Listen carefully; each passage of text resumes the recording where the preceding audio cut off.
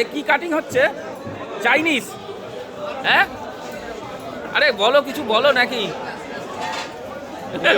মুখটা দেখো।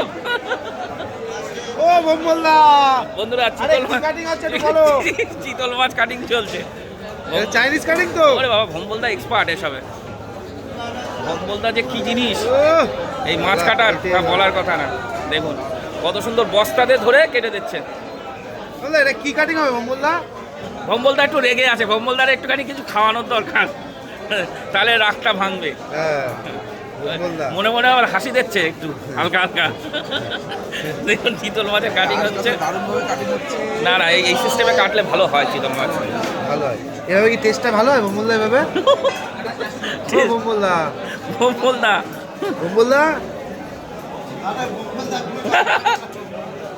ও বম্বলদা, ভম্বলদা